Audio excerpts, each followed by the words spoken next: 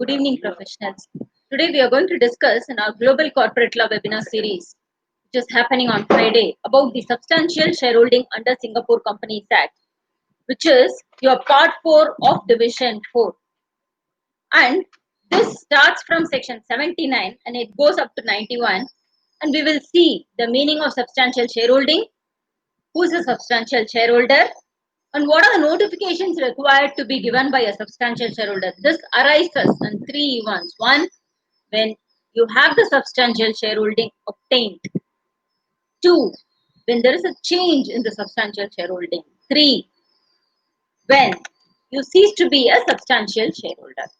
So for all these three instances, what is the notification requirement? What is the timeline prescribed? And we will also see the register of substantial shareholders under section 88 and the power of court and the offences, for offences, what are the penalties imposed under the act.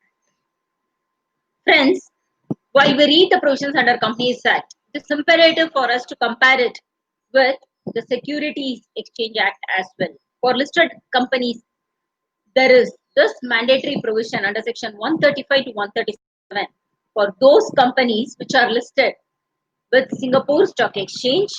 For these companies, the substantial shareholders notification requirement is there, and also the timeline and the onus is prescribed there too.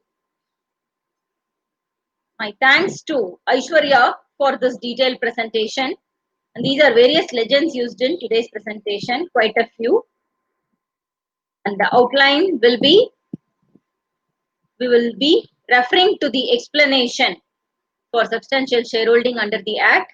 We'll start with section 79 and then we will see who is a substantial shareholder and what are the notices required to be given by a substantial shareholder, the notification on substantial shareholding, and the register to be maintained with the power of the court when you are not complying with the provision. What are the prerogative powers of a registrar? Part 4, Division 4. Application and interpretation of this particular division.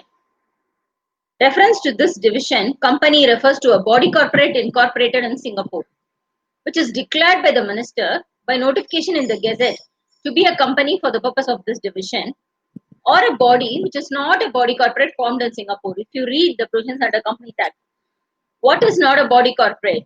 There, the inclusive definition says this also includes companies which are incorporated outside Singapore. However, it does not include the exceptions are a corporation sole or a partnership firm which is not registered or governed under the laws of the Singapore Companies Act. So these are bodies not being body corporate formed in Singapore, which is declared by the minister by notification in the Gazette to be a company for the purpose of this division.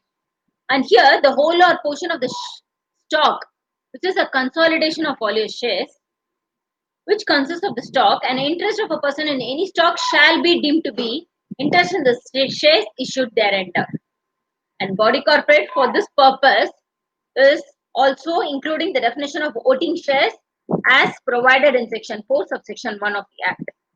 When you read section 4 subsection 1, it says voting share in relation to a body corporate means an issued share in the body corporate, which means your issued share capital, but not being a share to which in no circumstances a right to vote, that is the voting right, is not there. So voting share, as the name implies, certainly needs to have the empowered voting right, and hence the share which is having a right to vote only in certain instances cannot assume this particular nomenclature of voting share.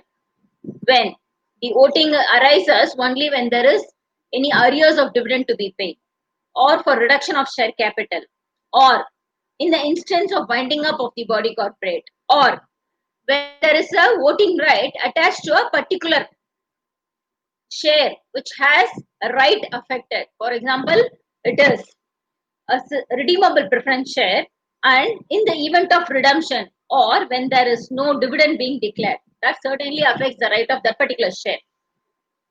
In which case only the voting applies if that is the condition precedent in the agreement, or if there is a proposal for slum sale or takeover or hiving off a division. Only for that particular transaction you can exercise the voting right. If the empowerment is restricted to all these transactions, then it cannot assume the particular right under section 4 subsection 1 is the explanation drawn. Section 80, persons who are obliged to comply with this division. Sorry about that first point. Here the reference is to the person who is obliged, which means all those persons who are whether resident in Singapore or not. And also it includes all those bodies corporate, whether they are incorporated in Singapore or not. So that is the person obliged. And the jurisdiction again, it extends to the acts done or omitted to be done outside Singapore. And the power of minister to grant exemption shall be by way of a notification to any such class or classes of divisions to whom this particular application of this division, part 4 of division 4 is exempted from applicability. Now let's understand what is substantial holding and who is a substantial shareholder. A person has substantial shareholding in a company if he has interest in one or more voting shares. And more importantly, the total vote attached to that particular interest in the shares is exceeding 5%. Friends, interest in share we have already studied under section 7 of the Companies Act. There are several instances where a person will acquire the interest in share. One important provision as enshrined in 7(1)(a) is interest in share also empowers the interest and disposal of the share. It also specifies under 1B of section 7 that just because there is a restraint or restriction for sale or disposal of the shares, that does not imply that the interest in share is deprived of. And for trust, if there is the trust is holding the interest in the company, which also includes the interest in shares, then this certainly includes the interest in share for those shares as well in the case of trust. And the explanation also says that the book entry shall for this purpose be interest in share for this particular division of part 4, which we'll be seeing in subsequent slide. And where you have 2 or more classes of shares, what will happen? If a person has interest in 1 or more voting shares in one of those classes and the interest is more than 5% of total votes attached to all the voting shares in that particular class. For example, in my company incorporated in Singapore, I have class A, class B, class C. Class A has dividend and voting rights. Class B has only dividend. Class C has only restricted right of voting. In which case, if my class A shares or having that interest in that particular class A plus my composition of total shares comprises 5% of the total shareholding of class A alone. That's why they say of the voting shares of that particular class. Then certainly they assume that particular interest as substantial shareholder. And who's a substantial shareholder? A person who has substantial shareholding.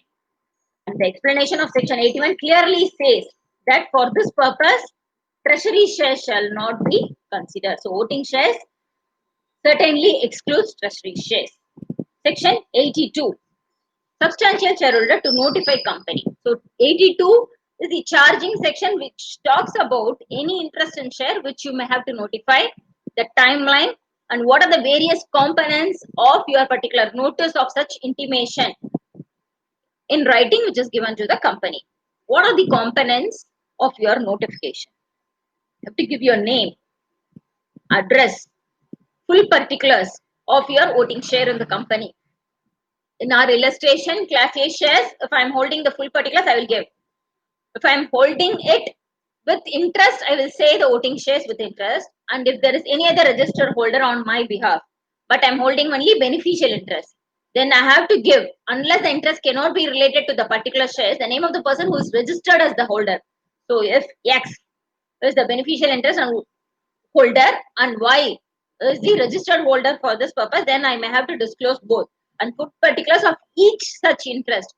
So my class A shares, and where it has the voting rights and dividend rights, I have to state the interest in these shares and circumstances by reason of which I have that interest, by virtue of acquisition or by virtue of takeover or by virtue of any corporate restructuring, be it merger or amalgamation, I have acquired that interest. So why?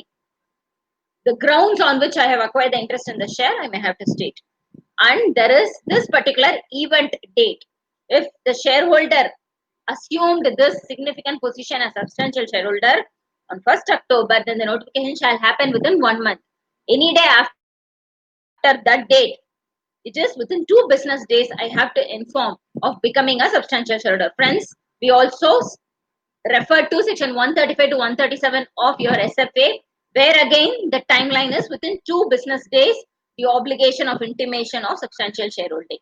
Such notice shall be given even if the person ceased to be a shareholder. For example, I became a substantial shareholder and within 2 business days I ceased to be a substantial shareholder. Am I obligated to give this particular disclosure? Yes, because on the day when I became this particular substantial shareholder, I certainly have the onus to report under 82, and then comes your cessation disclosure later. So 83 talks about any change in interest. In our illustration, I am having class A shares.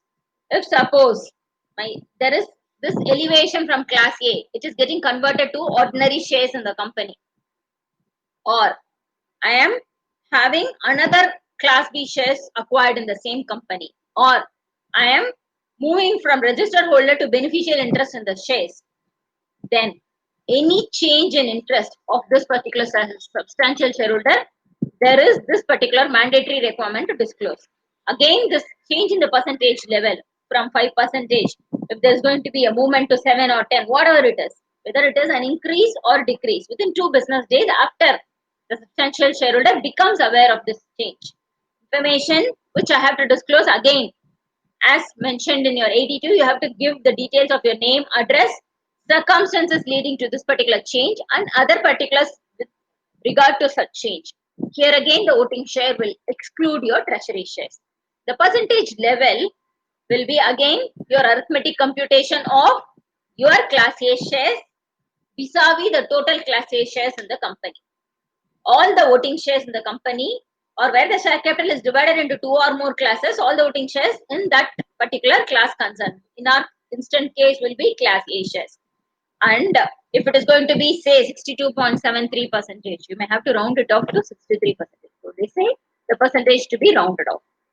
Person who ceases to be a substantial shareholder, again notification, the same timeline of within 2 business days, and details again are the same, the name, particulars leading to the circumstances arising on which there is a cessation of the substantial shareholder, and date when he ceased to be a substantial shareholder.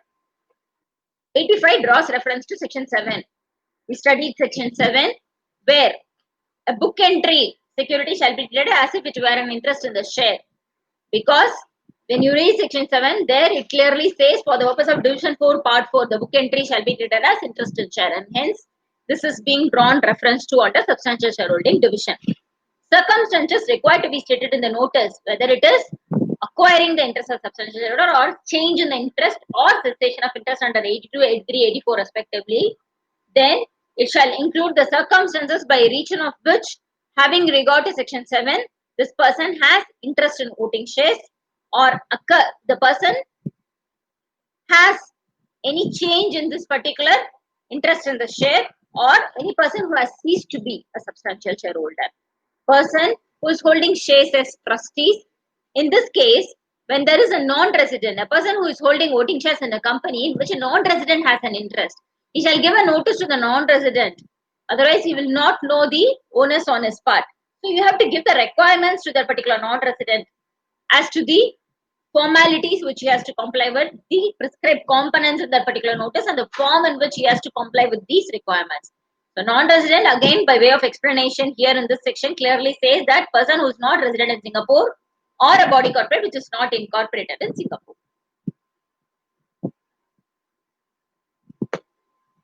Here again the notice period, the trigger timeline is 1st October 71. Before that it is 14 days, and after that it is 2 days as specified in your 82, 83, 84. And non-applicability of this section is to the depository who is registered as a holder of company shares, because he is holding it in the capacity as depository on and for the benefit of the holder. This section does not affect the persons who are obliged to comply with under this particular division. So this does not affect the persons who are already holding as substantial shareholders under this particular division. 87. Upon necessary application being given, registrar may certainly take cognizance of the genuine reasons and he may provide extension of time, 2 days or 14 days as the case may be, for extending the timeline, otherwise penalty will be imposed. 88. We have already seen in the chapter where we discussed about the maintenance of registers about section 88 as well. But since today we are discussing in specific to substantial shareholders, let's have a quick relook at the register of substantial shareholders. Entry with regard to the notice of interest in the substantial shareholders shall enter the names in alphabetical order, and it shall happen in 3 instances as set out in 82, 83, 84. When the interest arises, or when there is a change in interest, or when there is a cessation in interest, all the 3 instances you may have to record it in the register against the name set out in your register of substantial shareholder. And the place at which it shall be kept is your registered office, or if you don't have a registered office, at the principal place of business of the company in Singapore. And inspection, it shall be certainly open for inspection like your any other statutory register, and by any other person on payment for each inspection a sum of 2 Singapore dollars. For a member without fee, for any other person you are supposed to provide him provided he gives that particular nominal fee of 2 Singapore dollars or such lesser sum if your chartered documents mandate. So charges for a copy of register, whether company is obligated to share the copy of this register maintained on payment of a prescribed fee. Yes, this 88 clearly mandates that upon request the company shall furnish a copy of this register in advance when there is a sum of Singapore $1 or such other sum paid for every page of this particular register which is maintained to be copied by the person who is requesting for. And days within which the company shall send the register is within 14 days or such longer period as permitted by the registrar. And when the registrar is demanding for this particular register, of course the company shall within 7 days. For others it is 14. For registrar, within 7 days the company shall honor the request.